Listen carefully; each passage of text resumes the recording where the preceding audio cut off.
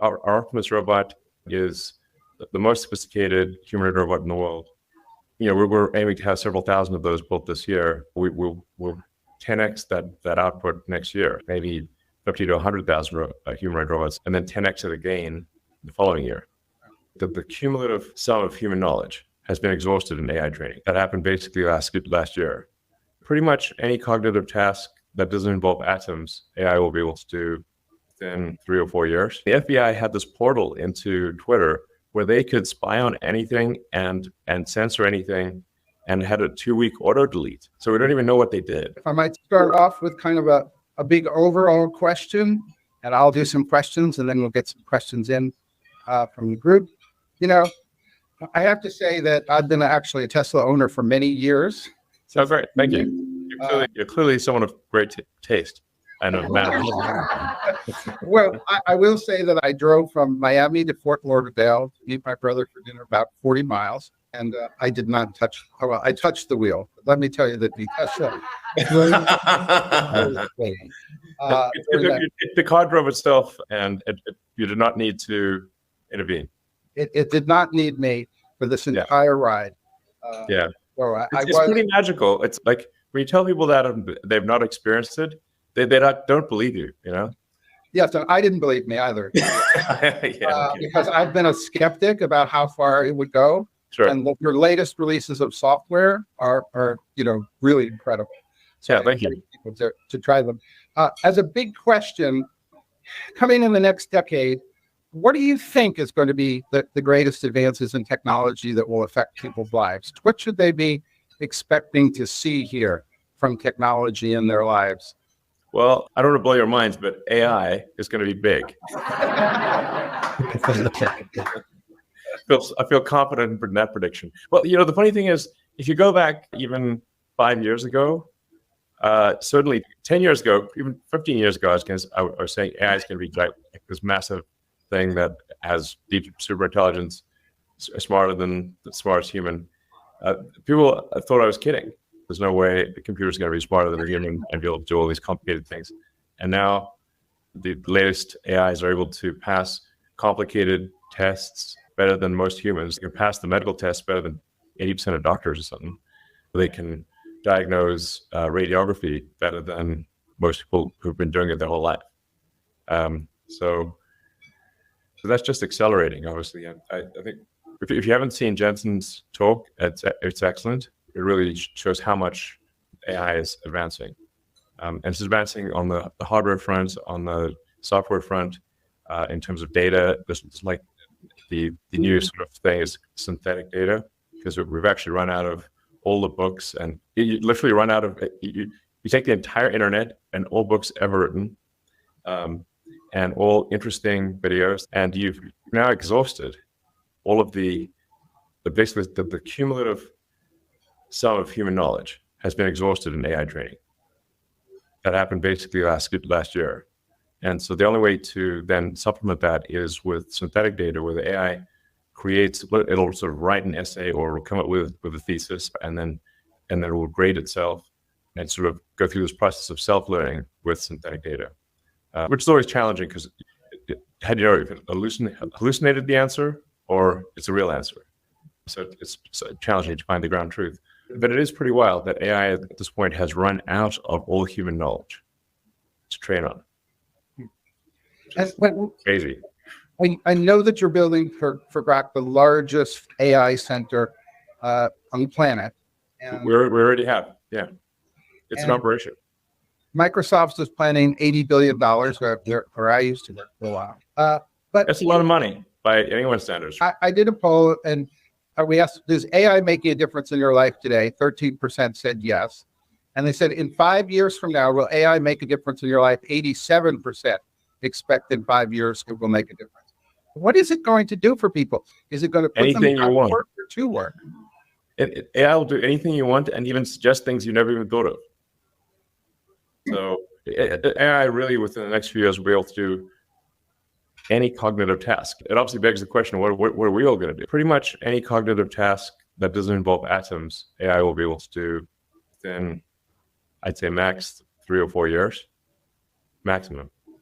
And then, now, another element of it is the robotics. The AI can't just be thinking in a data center. It's got to do things. So that's where you need the robots.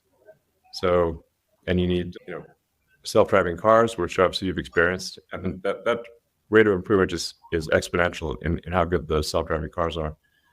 We feel confident in passing basically being better than human driving in about 3 months, basically Q2 of this year.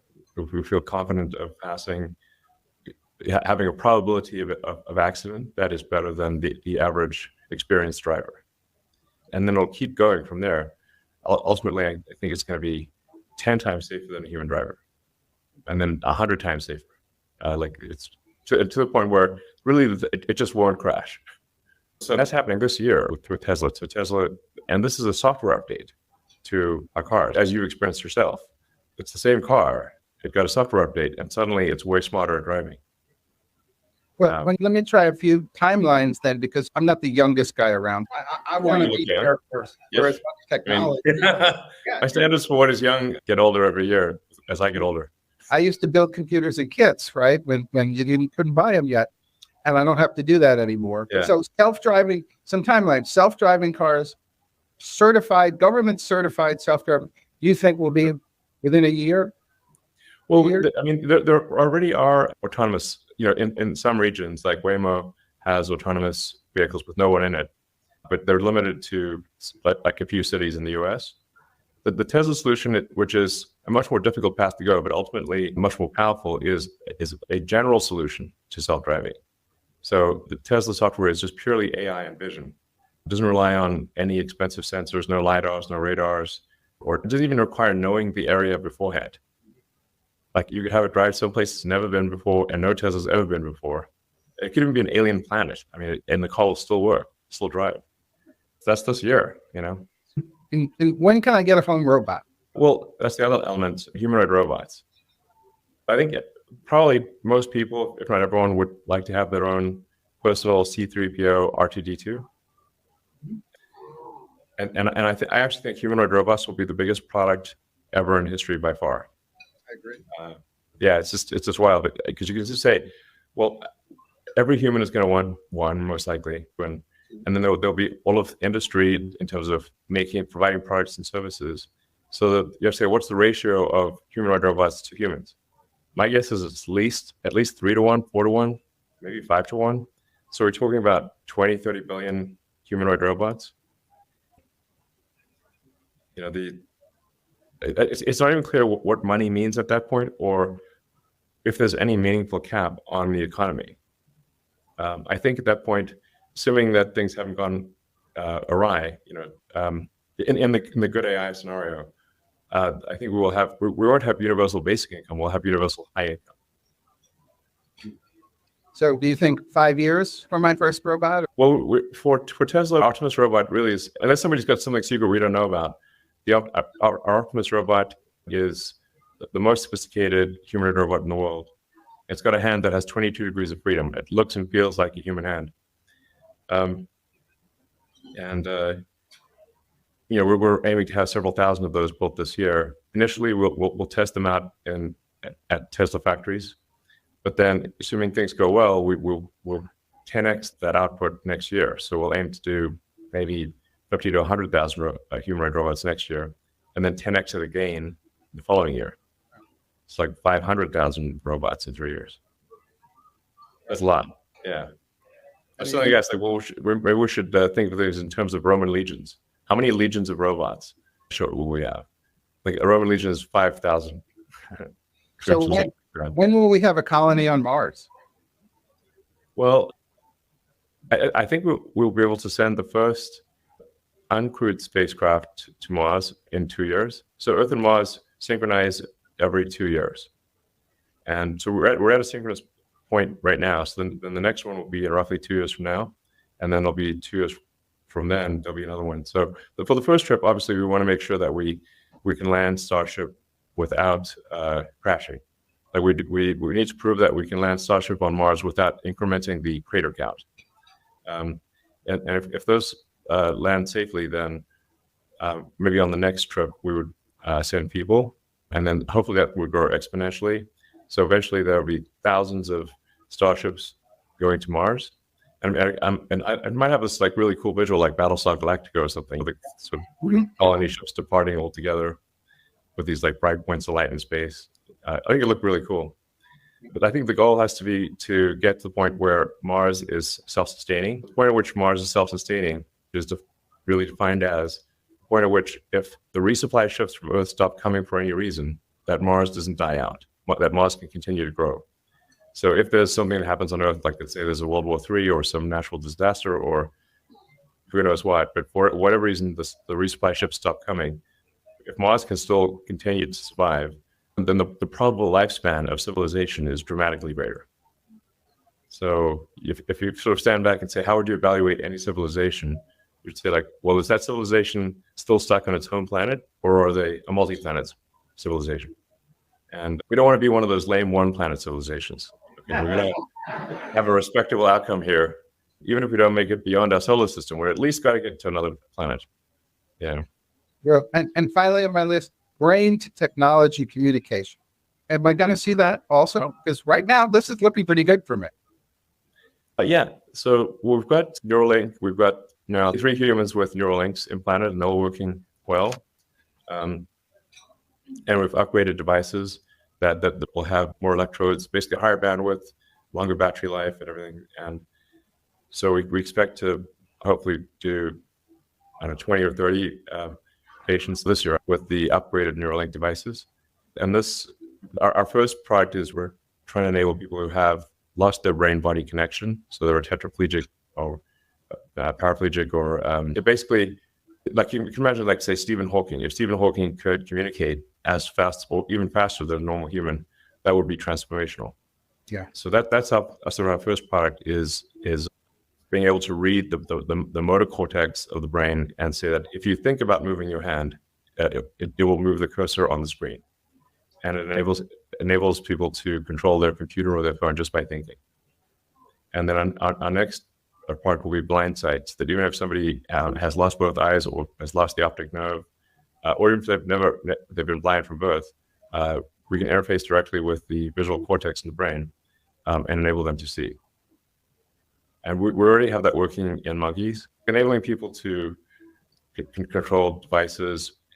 And ultimately, we think if you have a second Neuralink device that is past the point where the spinal damage occurred, we can actually transmit the signals from the brain past where the wires are broken and enable someone to walk again. So that would really be profound, obviously. But I'm confident that that is physically possible. And then the long-term goal for Neuralink is to be able to improve the bandwidth. So right now, when we're speaking, our bandwidth in bits per second is quite low, and the sustained bandwidth of a human is less than 1 bit per second over a 24-hour period. So there's 86,400 seconds in a day, and the average human outputs much less than 86,400 bits in a day. If someone's a writer, they'll exceed that, but most people do not output more than the number of seconds in a day. But with a Neuralink, you could increase that output capability by 1,000 or maybe 1 million. So it would be a profoundly different experience. Like you'd be superhuman, essentially. Well, put me down for all of this so far. I'm an early adopter. Yeah. And trust me, you'll really like the chip. I can guarantee it. And let me kind of bring us down to earth for a question on Doge. I worked very closely actually with President Clinton in the 90s, where we did have reinventing government. We did balance the budget in 2 years, actually. That's awesome. Well, it's been a while. It didn't last very long because it got blown up very quickly. Have you identified some cuts that you're really looking at that you think will be successful? Do you think $2 trillion is a realistic number now that you're looking more closely at it? Yeah, well, I think we'll try for $2 trillion. I think that's like the best case outcome, but I do think that you kind of have to have some overage. I think if we try for $2 trillion, we've got a good shot at getting one. If we can drop the budget deficit from $2 trillion to $1 trillion and free up the economy to have additional growth, such that the output of goods and services keeps pace with the increase in the money supply, then there will be no inflation. Right. So that, I think, would be an epic outcome. And in terms of saving money in the government, it's a very target-rich environment for saving money. Like if you look at any direction, it's like people's like, where will you find places to save money? It's like being in a room full of targets and you can't miss. There's just a lot of waste in government, especially the federal government, where the checks never bounce. Like they've got the infinite money computer. The people that spend the money are not the people, it's not their money. It's very hard for people to care about spending someone else's money. I certainly know people in the government who do care about spending money effectively, and they try to do so, and they can't. The system prevents them from doing so. And they even get told to do crazy things, as it probably sounds familiar, where you get towards the end of the budget cycle and they're told to spend up to their budget. And even on nonsense stuff, because if they don't spend their budget gets reduced. So it's actually sort of a reverse incentive to waste money. And then they kind of get punished for not wasting money. So it's just totally bananas. Well, I agree. I did a mathematical analysis in terms of how government used to do things. So if you take the Brooklyn Bridge or the Lincoln Tunnel and you for inflation, the infrastructure bill should actually get you 4,000 adjusted rated Lincoln tunnels, which of course it's not, because government is not as efficient as it used to be. No, exactly. But essentially, that we've had an accumulation of laws and regulations that make basically any large project essentially illegal. Even if you try to do it, you've got to satisfy. You've got to spend way more money on the paperwork than on the thing itself. So, and then it gets delayed. There's an element of like DOGE, which is very important, which is looking at regulations and getting rid of ones where the harm is worse than the good. Like you said, any given regulation, it's like, okay, there's some amount of good, some amount of harm, but what's that ratio? Is it like, and there's a lot of regulations where, frankly, they're completely nonsensical. And we want to get rid of nonsensical regulations that do not serve the public good. Well, Linda Yaccarino in her keynote here mentioned the DOGE thing, and she got enormous applause. So I think the country is really waiting to see this effort. They're behind it. They're optimistic. Let me try to get in one more topic here before I get one or two other questions out there, which is obviously Mark Zuckerberg made an amazing 180-degree turn. That's cool. What's your reaction to what he did and his acknowledgement, frankly, that the government was in fact censoring things, or he was censoring things, or the government, or some combination thereof? Yeah, I mean, there's no question. I mean, 1,000% the government was censoring things. We know that for a fact from the Twitter files. Some of the stuff was pretty illegal, frankly. The FBI had this portal into Twitter where they could spy on anything and censor anything, and had a 2-week auto delete. So we don't even know what they did, except that they had immense power to do whatever they wanted, which doesn't sound legal. That sounds pretty crazy. There was also a lot of self-censoring. There was just a lot of censoring going on. I feel very strongly that you have to have freedom of speech to have a functioning democracy. If you don't have freedom of speech, freedom of expression, then how do you know what's really going on? And if you can't make an informed vote, then you don't have a real democracy. That's incredibly important to listen to the wisdom of the founders of the country and say, why did they make that the First Amendment? But they did it for a reason. It's because they came from places where there was massive censorship, and the penalties for speaking your mind would be fines, imprisonment, or death. And they're like, we really don't like that. We want that to not be the case in America. So then they, freedom of speech. So you just posted, you are the media. Citizen journalism, I mean, really becoming more and more important in the sake of media, and you see it with the wildfires here. Yeah, exactly. It really takes the citizens to report and tell people. Yeah, actually, you're thinking of it like before the internet, you kind of had to have what I call legacy media. You had to have some aggregation points where, you'd have reporters go and find things out. Then they would go to their office, they would write up articles, they would then print those articles on paper. That paper would then be distributed. And it was kind of the only way to know what was going on. But it was very slow, especially in the old days. I think when Lincoln was assassinated, I think it took like 3 weeks for that news to reach Asia or something like that, And in fact, in the old days, like you wouldn't even know that your country had gone to war because it would take like a month for the fact, hey, we're at war, to reach your village. Yes, we actually learned about Pearl Harbor because we decoded the Japanese. Yeah. I didn't know that we decoded their cyber system. Right. I mean, that's how we actually learned about it. Okay. Thank you. I got 3 questions in from the audience that Dan Gardner and Toby Daniels of On Discourse said, want to know, do you think the internet sucks? And what do you think we need to do to fix it? You mean the content on the internet or your internet connection? Because Starlink can help you on the internet connection. Starlink is great for internet connectivity, especially for places that have bad connectivity. In fact, I think Starlink is really having a significant effect in terms of lifting people out of poverty in many parts of the world, where people have a product that they want to sell, but if they don't have an internet connection, they can't do it. And or if they want to learn things, like basically you can learn anything on the internet for free. Like MIT has all its lectures that are available for free on the internet. But you need an internet connection. So once you have an internet connection, you've got access to education, you've got access to a global market. So I think it's very significant how connectivity makes difference in people's lives. But no, with respect to, maybe the question was geared at, like, is there too much negativity on the internet? I think at times there is too much negativity. Actually on the X platform, I proposed like, well, we were going to tweak the algorithm to be a bit more positive, and then people got upset about me for that. I'm like, okay, like, what do you guys want? Well, actually, the second question from Zach Moffat, CEO of Target Victory, was, how do you make pessimism uncool again? So I think it ties to maybe exactly what you're saying, which is that, it's become, people are afraid. This used to be a can-do nation, always very positive, and now the country, when I ask if we're on the right track or the wrong track, they never say that we're on the right track anymore. Hopefully, with this, I'm actually pretty optimistic about the next 4 or 5 years. I think we're actually I think we have the potential for a golden age. So we need to, it's very important to get rid of the mountain of regulations that are holding things back. And I don't mean, there's some good regulations, but there's just so much that we just can't get anything done. I mean, you take sort of the California wildfires, for example. We really need to have fire breaks, and we need to clear the brush back away from houses, and we need to make sure the reservoirs are full. These are all kind of obvious things, but due to a bunch of environmental rulings, you can't actually do that in California.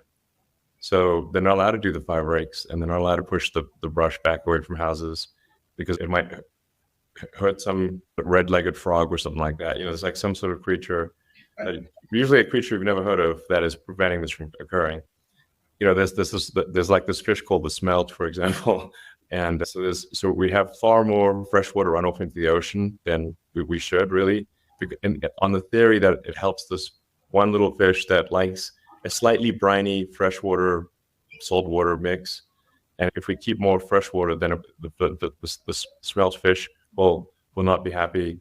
But there's no actual evidence that the smelt fish is going to be unhappy if we keep a bit more fresh water, in fact. So we should keep more fresh water, keep the reservoirs full, and just have some sensible fire breaks and move the brush away from houses. That's just an example of, like, we've saved a lot of trouble, a lot of tragedy in LA. I think AI and robotics is going to lead to a higher standard of living for people beyond what they can imagine. Well, I think we're going to have AI doctors in medicine that are pretty incredible. So. That's the final question. She says, from Catherine Heritage, I got that right. If all the robots and everything frees up time for humans, what is it they will do with that time? Or what can we ask them to do with that time? And I think that's rounds out the circle of technology.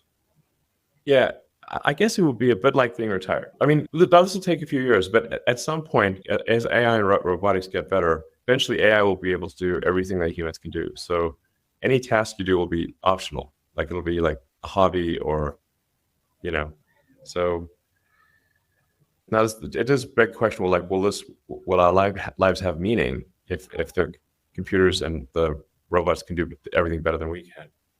And that is a real question. I do wonder about that myself, and that's why we need the Neuralink, so we can enhance human capabilities, so we can keep up with the machine. Yeah.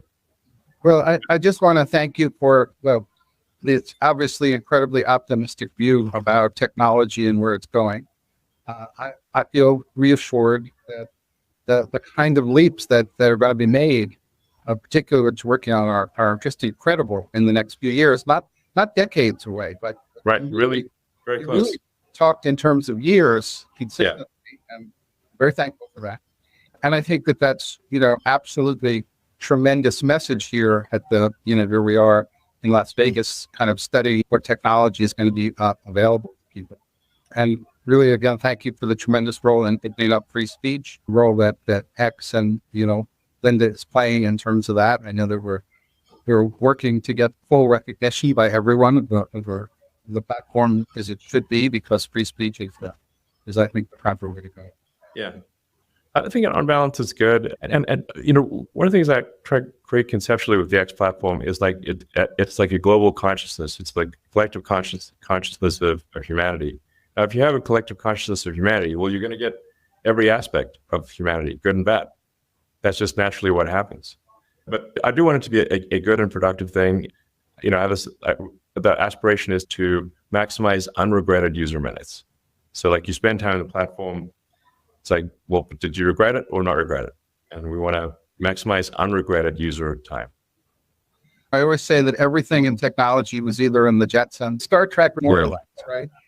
But the one thing that was never predicted in any book that I could find is social media. So it's the one thing that they never really, there's no book built around how social media would develop, how it would really impact society, how it moved politically, and so forth. And it's interesting that everybody missed that in their projections. And so I guess the last closing question maybe is what do you want X to be, and where is that platform going to go? And I think that's great. Well, I do want X to be a force for good. So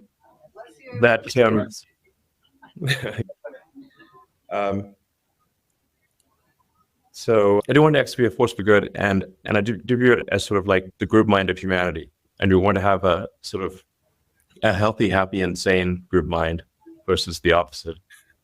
And I want it to be just like the best source of truth. Like if you're trying to understand what's going on in the world, that it has the most accurate, the most up-to-date information about anything large or small. So it gives you the best understanding of what's going on in the world, anywhere, anytime. Yeah. Great. Thank you. Any closing thought you want to leave us with? Otherwise, I want to thank you for being so generous with your time.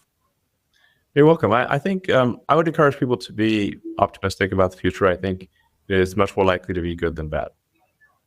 So that's my prediction. Thank you.